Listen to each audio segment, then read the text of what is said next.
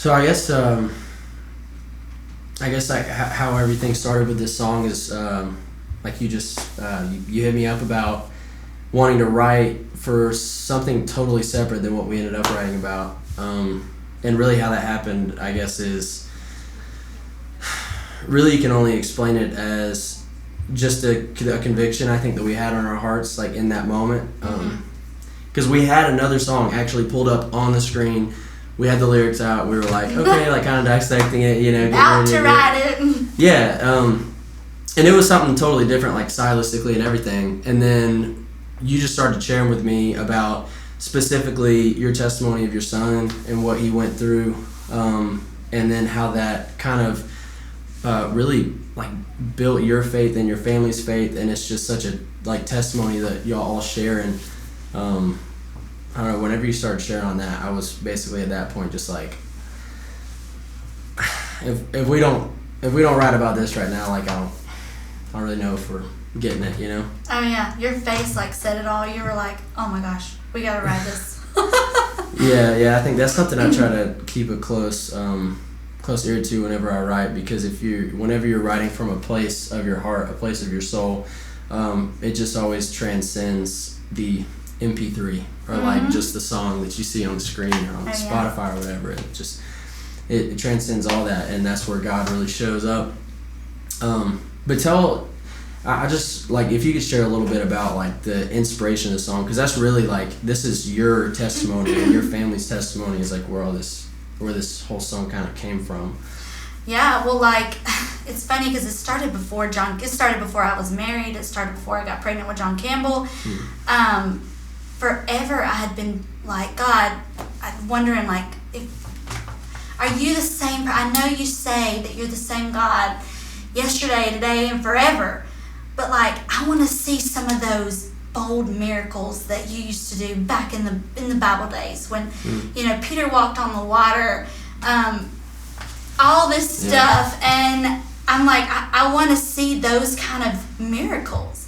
And I remember singing Oceans by Hillsong, where they said, take me deeper than my faith could ever wonder. And when I sang it, like I believed it. I was like, God, I want you to take me that deep. I want to see something. You're the same, and I know you are, and I want to see it. Yeah.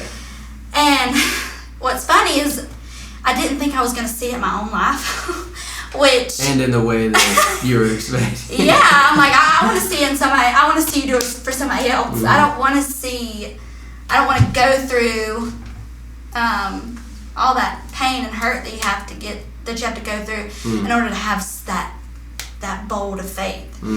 And so, anyways, when all of that happened with John Campbell's heart, it was the most devastating time in my life, but the most amazing time in my life also. Yeah, like I cannot explain. Can't explain it.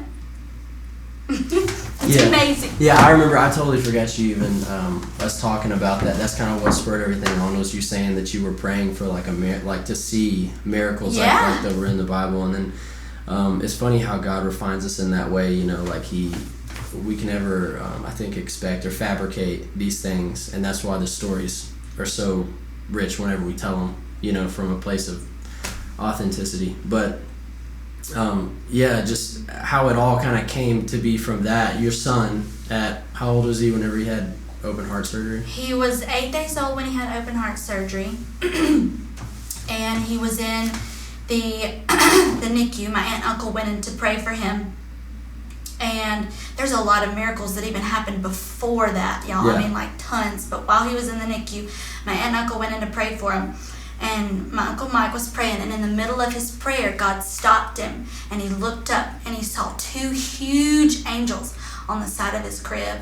And I had went home to take a shower, and Andrew, and they called me, and they said, you're never going to believe what just happened. And they told me that they saw the angels, and I said, well, what did they say?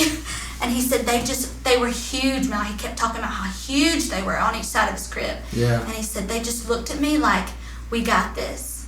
We got this. So then I wrote out a little thing and stuck it to his little incubator thing that said, "We got this," and angels on guard. And I let all the nurses around know. I said, "Y'all know." I said, "I just want you to know that there's angels by this baby."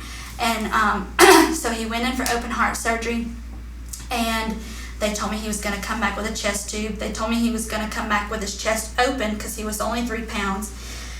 He was going to be on dialysis for a while, come back with all kinds of stuff. And came back with a closed chest. He was only on dialysis for 1 day. He wasn't bleeding whatsoever. There was absolutely no swelling. I had doctors from all over the hospital coming to see John Campbell, and they said, "This doesn't happen." That's what their words were. "This does not happen."